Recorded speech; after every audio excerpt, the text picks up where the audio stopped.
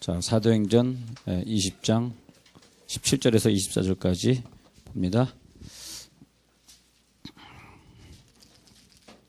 20장 17절에서 24절 시작.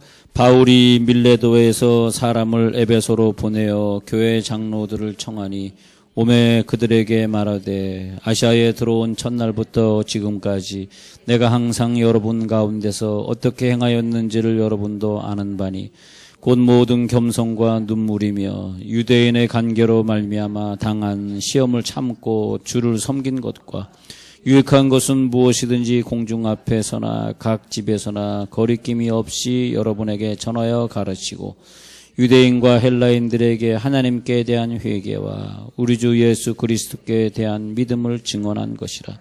보라, 이제 나는 성령에 매어 예루살렘으로 가는데 거기서 무슨 일을 당할는지 알지 못하노라. 오직 성령이 각 성에서 내게 증언하여 결박과 환난이 나를 기다린다 하시나 내가 달려갈 길과 주 예수께 받은 사명 곧 하나님의 은혜의 복음을 증언하는 일을 마치려 하면은 나의 생명조차 조금도 귀한 것으로 여기지 아니하노라. 아멘. 우리는 참 작은 그릇입니다. 머리털도 세시는 주님은 처음 사람 몸속에 우리를 생명으로 빚으실 때 그 속에 이미 다 숨겨졌던 정보가 피부와 모습을 구별하여 사람이 되고 또 아름다운 사람이 되게 하셨나니 이 손으로는 당신의 크신 경이로움을 셀 수가 없습니다. 착한 사람은 악한 사람 덕으로 더 빛이 나고 악한 사람은 착한 사람 덕으로 또 살아가기에 당신은 세상을 이토록 악한 사람이든 착한 사람이든 곱게도 다 평등하게 다스리셨습니다. 어설픈 겸손으로 부서지면 더 아프고 그래서 부서지지 못하면 또 아프고 어차피 아픈 세상 이 가슴으로는 당신의 부서진 아픔을 한 조각도 담을 수 없습니다. 당신 앞에 가면 나는 더 작아지고 당신은 더욱 크시기만 하시니 어쩌다 내가 당신의 사람이 되었습니까? 자, 그래서 오늘 바울의 그 설교를 보면은 이제 선교 여행, 제3차 선교 여행을 마치고 이제 예루살렘으로 돌아가서 거기서 뭐 하냐 하니까 로마의 여행, 로마의 포승줄에 묶여가지고 로마로 떠나야 되는 여행이 이제 바울의 마지막 로마 여행인데, 그건 이제 뭐 어디 다니면서 선교할 수 있는 건 아니고 그냥 범죄인이 돼가지고 그냥 이제 잡혀가는 것인데, 그렇기 때문에 이제 에베소 장로들을 청해서 밀레도에서 했던 이 설교는 사도 바울이 3차 여행을 마치는 마지막 설교인데, 이 마지막 설교 이렇게 들어보면은 전체적으로 성경에 늘 말하고 있는 어떤 하나님의 주권을 우리가 알 수 있어요. 그래서 항상 중요한 것은 하나님의 주권을 알아야 돼. 이것은 하나님의 주권에 의해서 움직이는 것이구나. 이것을 우리가 빨리 깨닫게 됩니다. 하나님의 주권. 그래서 바울은 그의 설교를 통해서 그 한 편의 설교를 통해서 하나님의 주권을 인정해 드리는 거죠. 하나님의 주권을 우리들이 인정하는 설교. 그래서 우리가 이제 오늘 아침에 공부하던 걸 좀 다시 좀 반복해서 보면 이상엔 그 큰 그림이 있습니다. 큰 그림. 큰 그림이 있고, 그리고 큰 예언. 그리고 큰 뜻, 이런 식으로 크다라고 하는 말을 붙였을 때는 이것은 하나님의 전체적인 하나님의 뜻입니다. 전체적인 그림, 전체적인 예언. 우리들의 인생을 보면 이렇게 하나님의 역사 속에서 우리는 잠깐 이 부분을 왔다가 가는 건데, 우리는 이 부분밖에 못 보고 가지만 우리가 떠난 다음에 이 후손들이 어떻게 될지 우리는 못 보고 가잖아요. 여기면 살짝 왔다 가는데, 하나님의 전체적인 그림 안에서 우리가 왔다 가는 것이기 때문에 우리가 뭐 좀 가난하게 살았다, 어둡게 살았다, 그런 것이 좀 있다 할지라도 하나님의 전체적인 그림을 우리가 그릴 수 있으면 좋겠습니다. 전체적인 그림을 그릴 수 있으면 좋겠어요. 근데 조금 젊다 생각하면, 특히 우리 자녀들이나 좀 젊다 생각하면 가난을 모르고 자란 것 같아요. 가난을 모르고. 여러분 그 찬송 중에서 그 380장에 보면 그런 찬양이 있잖아요. 제가 한번 잠시 볼게요.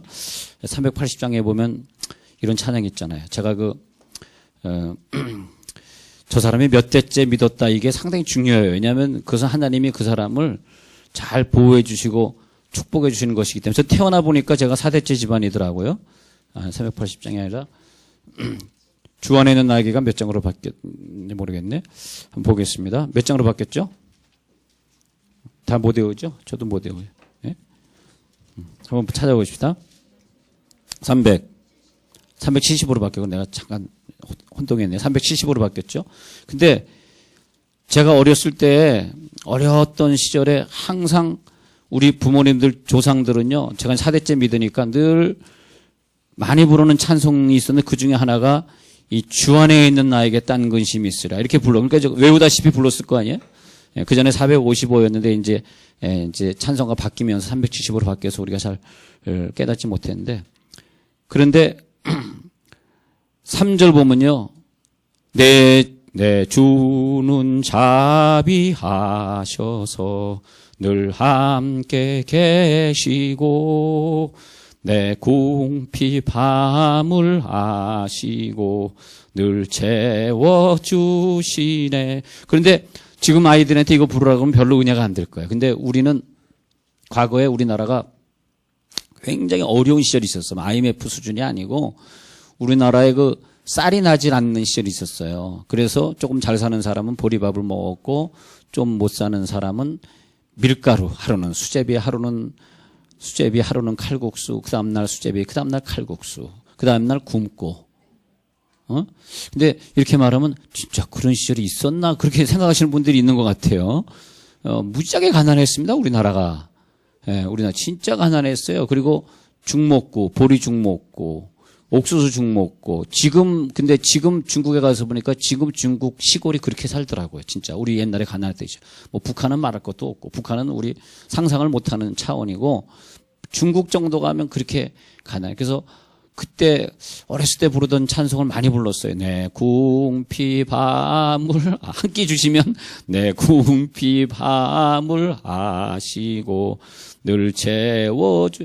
또 근데요, 그렇게 고난과 아픔을 겪어보지 않은 사람은 내가 볼 땐 깨달음도 없다, 그렇게 생각합니다. 그런 고난과 아픔, 그런 고통들이 많이 있을 때 그때 하나님이 더 깊은 깨달음을 주시고, 깨달음을 주시고, 그때 우리는 뭘 알게 되냐? 바울이요, 그 많은 선교지에서 먹지 못했다 그랬고, 굶주렸다 그랬고, 많이 맞았다 그러고, 친한 자기 제자들에게 많이 배신을 당했다는 얘기를 쭉 쓰면서 바울의 마음은 얼마나 아팠을까?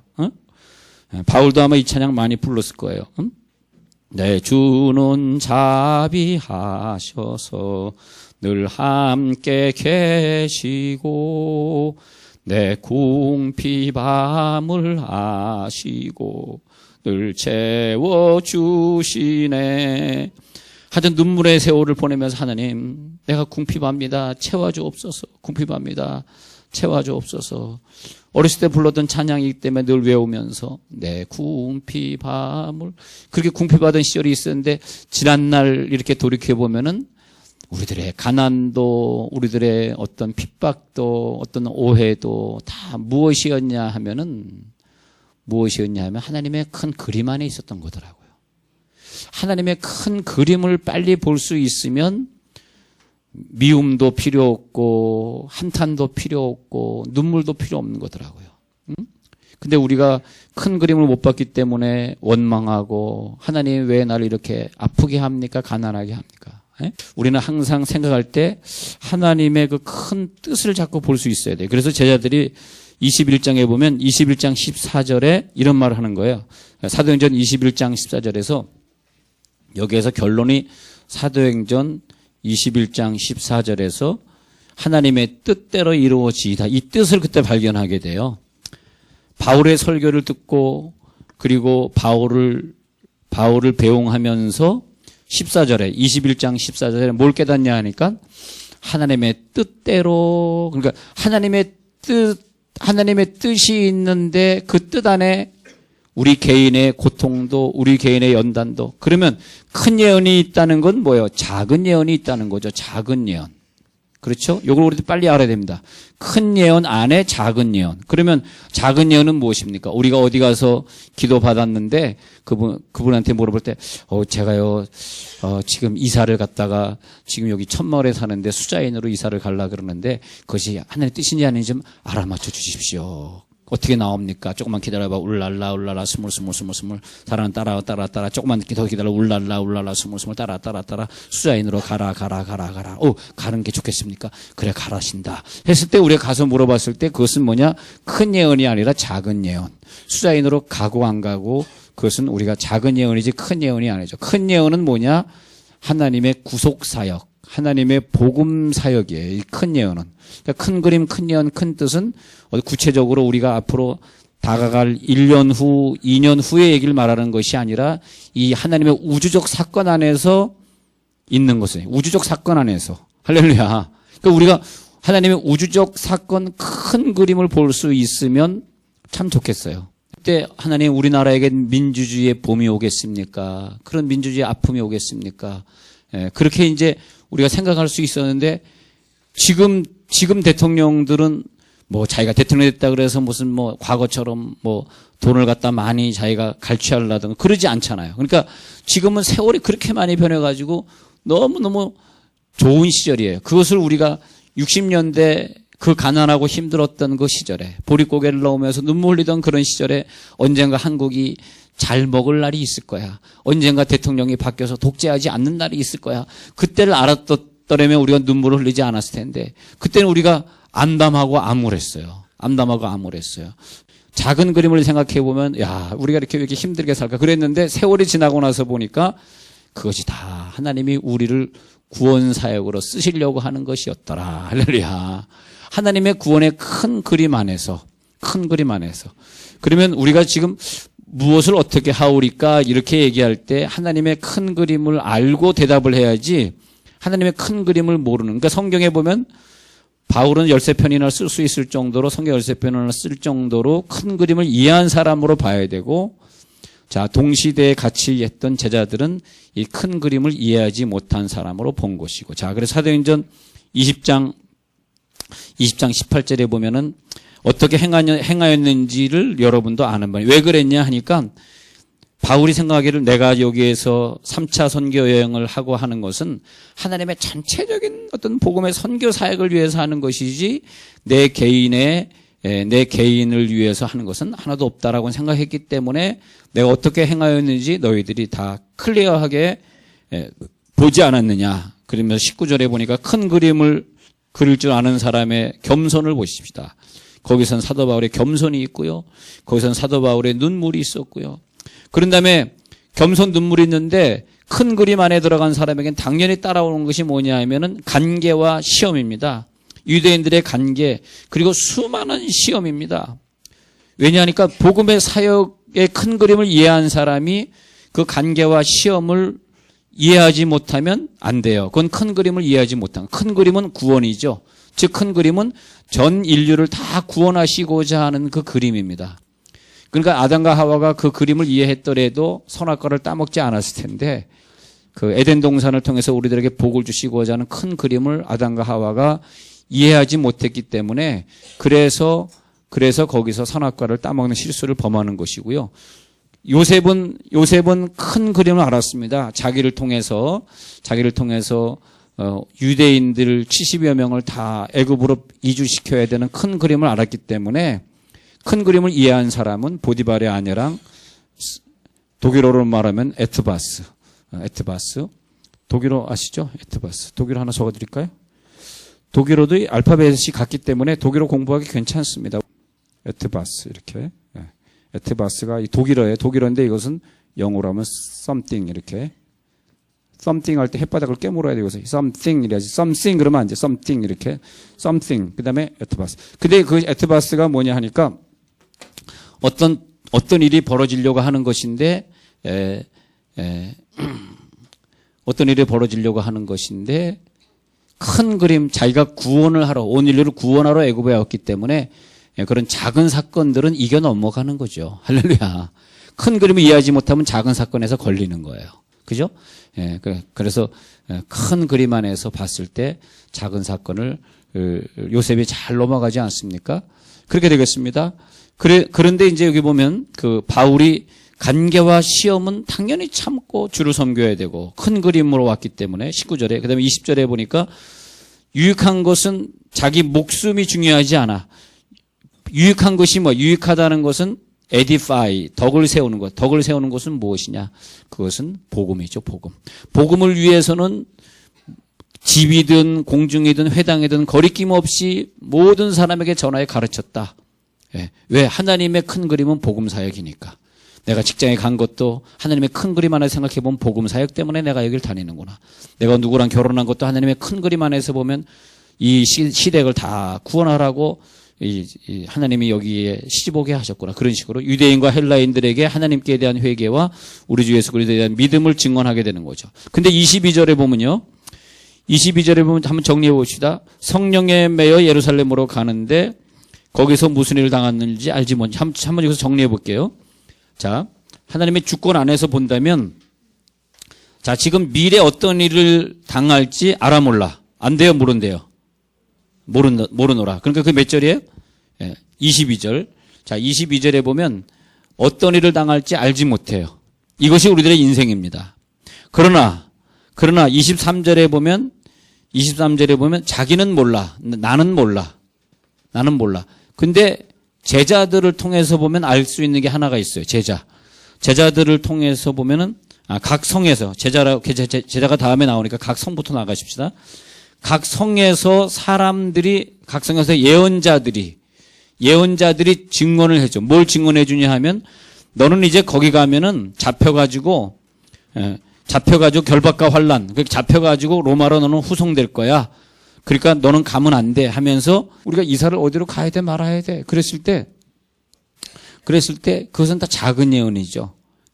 큰 예언 안에서 생각해 보는 거야. 큰 예언 안에서. 근데 각 성에서 예언자들이 너 결박과 환란이 기다려. 작은 예언, 큰 예언.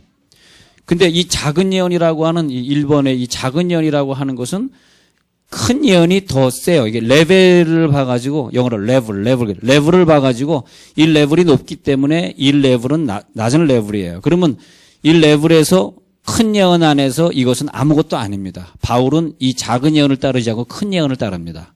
잘 보세요. 1번은 각성에서 예언자들의 결박과 환란이 기다린다 하는 것이 그것이 작은 예언이다. 바울이 생각할 때는 그래 결박과 환란 기다리고 있어야지. 그래야지 내가 결박당해서 로마로 갈 거 아니냐.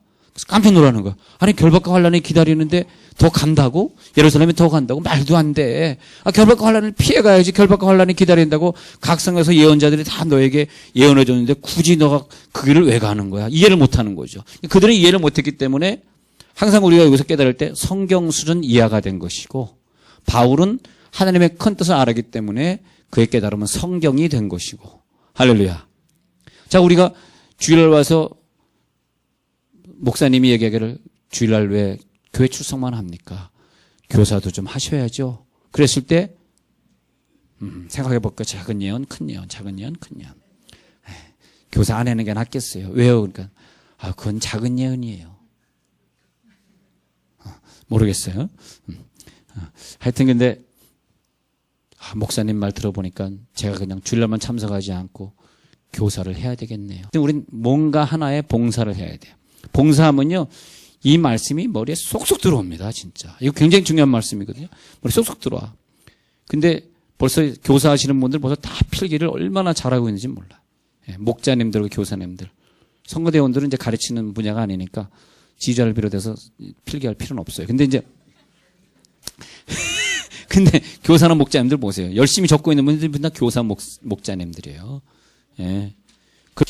자, 1번 했습니다. 그 다음에 보면은, 21장에 가가지고 4절 보세요. 21장 4절에, 제자들을 찾아서 거기서 이래를 더 머무는데, 성령의 감동으로 바울대로 제자들 감동. 2번은 뭐냐면, 제자들이 누구의 감동? 성령의 감동이면 성령이 한 말이에요? 제자들이 한 말이에요? 성령이 한 말이에요. 제자 성령의 감동 들어가라, 들어가지 말라. 예루살렘에 들어가지 말라. 제자들 한 말 아닙니다. 성령의 감동으로 제자들이 입만 빌려준 거예요. 제자들이 성령의 감동으로 바울더러 예루살렘에 들어가지 말라 그렇게 말을 했습니다. 그런데도 5절에 보니까 바울은 또 전진해. 아니 아까 20장에서 가지 말라 그러는데 또 전진해. 여기서도 또 들어가지 말라 또 전진해. 7절에 두로를 떠나 항해를 다 마치고 돌레마이에 이르러 형제들에게 안부를 묻고 계속 전진해. 그러다가 또 만나. 10절에 가서 이제 거기서 보니까 거기 빌립의 집에 들어갔는데 가이사라에 들어가서 빌립의 집에 들어갔는데 딸 넷이 있는데 처녀로 예언하는 자라. 근데 아가보라 하는 한 선지자가 유대로부터 내려. 아가보는 얼마나 훌륭한 사람인지 딸 넷을 전부 은사훈련을 시켜가지고 전부 예언을 하게 했어요. 네, 처녀로 예언하는 자라. 여러 날 머물러 있더니 아가보라 하는 한 선지자가 유대로부터 내려와 그리고 자기 딸들 4명을 예언자로 훈련시켰으니 얼마나 예언이 정확한 사람이야. 이 예언 정확한 거 봅시다. 11절. 우리에게 와서 바울의 띠를 가져다가 자기 수족을 잡아매고 말하기를 성령이 말씀하시되. 누가 말해? 성령이 말씀하시되 예루살렘에서 유대인들이 이같이 이 띠임자를 결박하여 이방인의 손에 넘겨주리라 하거늘. 자, 11절에 가면은 성령이 3번 성령의 감동으로 말씀하시기를 아가보를 통해서 이 띠임자를 결박하리라. 이 띠임자를 결박하리라. 그렇게 말합니다. 그랬더니 그 말을 듣고 12절에 제자들이 그 말을 듣고 드디어 바울에게 명령합니다. 예루살렘을 올라가지 말라. 제자들이 가지 마. 제자들이 가지 마. 그래요. 그러면 지금 4가지의 단계를 통해서 가야 돼. 가지 말아야 돼. 이 정도 되면 안 가야지. 여러분 생각해 보세요. 그러니까 우리가 어떤 일이 벌어질지를 말이에요. 이렇게 성령의 느낌으로 알려주는 건 사실이에요. 벌써 그 사람 만날 때부터 불길해. 아유, 이 사람 만나면 안 되는데. 벌써 그곳에 갈 때부터 아이고, 결박과 환란이 기다리고 있구나. 가면 안 되는데. 그런데 바울은 어떻게 했어요? 갔어. 그것이 뭐냐 하니까 오늘 말하고자 하는 오직 23절에 이 오직 성령이 각성해서 내게 증언하나 결박과 환란을 기다린다 하시나. 20장 23절이에요. 20장 24절. 내가 달려갈 길과 주 예수께 받은 사명 곧 하나님의 은혜의 복음은 그 바울은 뭐냐면 이런 일들이 많이 있겠지만 큰 그림을 이해하겠다는 거야. 큰 그림은 뭐냐? 하나님이 이 세상을 복음화시키겠다는 거지. 거기에 내가 죽어도 된다는 거예요. 은혜의 복음을 증거하는 일을 마치려면 나의 생명, 그러니까 내가 죽어도 내 목숨은 하나도 귀하지 않다. 그러니까 성령의 감동, 이것도 성령의 감동, 제자들의 가지 마오. 1번은 각성해서 예언자의 감동, 2번은 제자들이 성령 뜻에 감동받은 거, 3번은 아가보가 성령의 감동받은. 성령의 음성도 바울에겐 소용이 없어요. 성령의 음성도 작은 음성일 뿐. 큰 음성은 뭐냐? 야, 바울아, 너는 복음을 위해 살아라. 할렐루야. 여러분 오늘 작은 음성 때문에 시험 들지 마시고 큰 음성 듣고 가시기 바랍니다. 큰 음성을 들어야 돼. 큰 음성. 할렐루야. 작은 음성은 사람들이 하는 소리 거기 들을 필요 없어. 그런 얘기들은 사람들이 하는 얘기는 뭐. 근데 이건 사람 얘기 하나도 아니야. 성령의 음성들이요. 다 진짜로 예언자들이고 성령의 음성. 이 당시에 무슨 뭐 예언자가 뭐 장난으로 예언했겠어요. 진짜 신령한 예언들입니다. 그러나 하나님의 큰 뜻 안에서는 성령의 음성도 작은 겁니다. 요게 이제 힘든 거. 요런 부분을 이해하기가 여러분 힘들 거예요. 힘들 거다. 아무리 성령의 강한 음성이라 할지라도 복음 증거라고 하는 하나님의 큰 음성 안에서는 작은 겁니다. 네. 아시겠죠? 그게 더 큰 음성이에요. 그러니까 아니 그 권사라는 분은 예언을 얼마나 잘하는지 모르지만 하나님의 큰 뜻 안에서 예언을 해야지. 얘가 살고 죽는 거에 문제가 아니라 심지어 가서 죽었다 한들 복음 안에서 죽었으면 더 큰 상급이 있는 거 아니에요. 근데 왜 죽긴 왜 죽이겠어 하나님 요즘 시대. 막 그렇게 죽는 건 옛날 얘기지 요즘 안 죽어요. 죽었다 그러면 교통사고로 죽는 거나 그런 경우지. 이번에 교통사고로 캄보디아에서 한 일가족이 선교사님 다 돌아가셨는데 그건 교통사고로 죽은 거죠. 캄보디아에는 안전한 나라거든요. 근데 그래서 내가 데리고 가라 너 안 가면 뒤진다 내가 그러겠다 그랬어. 그 예언이라고 하는 하나님의 큰 뜻 안에서 하는 거지. 어떻게 다 남아공으로 다 가가지고 조선교사 돕기로 다 작정이 돼 있는데 갑자기 무슨 뭐 가면 죽는다 그래가지고 안 가는 법이 어디 있냐. 여러분 그래서 우리가 바울의 예언을 생각해 보면서 내가 지금 어떤 길을 가고 있는데 내가 지금 내 앞에 있는 것들이 작은 음성, 작은 감동, 작은 사람의 문제냐? 아니면 이것이 예수의 큰 사람, 예수에 관한 문제냐? 이걸 항상 생각하셔야 돼요. 그래서 바울은 크게 울며 목을 안고 그들 에베소 장로들을 놓고 크게 울면서 눈물로 작별하면서도 그러면서 자기에게를 유유히 떠나는 장면이 20장 마지막 부분에 나오는 거고요. 그러면서 21장에서 예루살렘의 항해를 바울은 준비하게 되는 거죠. 13절에서 21장 13절에서 21장 13절 바울이 대답하되 여러분이 어찌하여 울어 내 마음을 상하게 하느냐 나는 주 예수의 이름을 위하여 결박 당할 뿐 아니라 예루살렘에서 죽을 것도 각오하였노라 하니 이게 바로 성경입니다. 큰 뜻을 아는 자는 성경을 쓰는 거예요. 14절에 그가 권함을 받지 않으면 그때 가서 뜻이란 단어가 이제 나오는 거야. 지금까지는 뜻이란 단어는 안 나왔어요. 성령의 감동. 근데 감동이란 단어보다 하나님의 뜻이란 단어가 레벨이 높아요. 항상 아셔야 돼요. 아무리 수많은 감동, 수많은 예언, 수많은 제자들이 나에게 얘기한다 할지라도 하나님의 큰 뜻보다는 레벨이 낮습니다. 그래서 하나님의 큰 뜻은 뭐냐? 하나님의 복음을 위해서 우리가 꼭 살아야 된다는 거. 여러분 우리의 한 걸음 한 걸음이 하나님의 큰 그림을 그리기 위해서 가는 것이다. 그렇게 생각 큰 그림을 그리기 위해서 가는 것이기 때문에 오늘 예배 마침은 하나님의 큰 뜻을 위해서는 주일 새벽에 족구팀들이 모여서 족구해야 되겠어 말아야 되겠어? 그건 해도 되고 안 해도 돼요. 큰 그림 아니니까. 꼭 해야 되는 그 다음에 큰 그림 안에서는 토요일 날 8시에 선거에서 바로 나와야 되겠어 말아야 되겠어요? 지휘자가 있으니까 물어본 것이 중요한 거 아닙니다. 그냥 그러니까 우리가 큰 그림 안에서 내일 우리 무슨 마을? 어디 마을 전도하러 간다고요? 도렛마을. 로덴마을 그러지 마세요. 도렛마을 전도하러 가는데 나와야 되겠어 말아야 되겠어? 우리가 생각해 볼 때 내가 여기 가다가 어떤 부동산에 들어가 보니까 불이 다 꺼 있어. 아유, 보고 싶은 집사님이 없네. 불이 꺼 있네. 근데 불을 꺼놓고 사람들이 다 어디 갔을까 생각해 보니까 하나님의 큰 그림 안에서 우리를 전도의 상급을 쌓게 하시려고 이게 부동산 이 가게에 불을 좀 끄셨구나. 얼마나 감사한지. 네? 네. 불이 꺼져 있는데 어디 가서 뭐 낮잠 자고 있지는 않겠지. 선교하고 있겠지. 전도나 선교하고 있겠지. 하나님 왜 이 부동산에 불을 잠시 끄게 했을까? 전도하라고. 큰 그림 안에서. 그러면 부동산에 불을 끈 사람을 미워할 게 없는 거죠. 왜 미워해? 하나님이 이 일을 통해서 나를 밀어내시는구나. 전도 현장, 선교 현장으로 밀어내시는구나. 여러분 주님 만나는 순간까지 항상 큰 뜻, 큰 예언, 큰 그림, 큰 감동. 항상 기억하시면 인생에 성공합니다. 큰 성공합니다. 네. 할렐루야. 자, 내일 새벽에 계속해서 또 제가 말씀을 전하게 되고요. 하나님 감사합니다. 우리들에게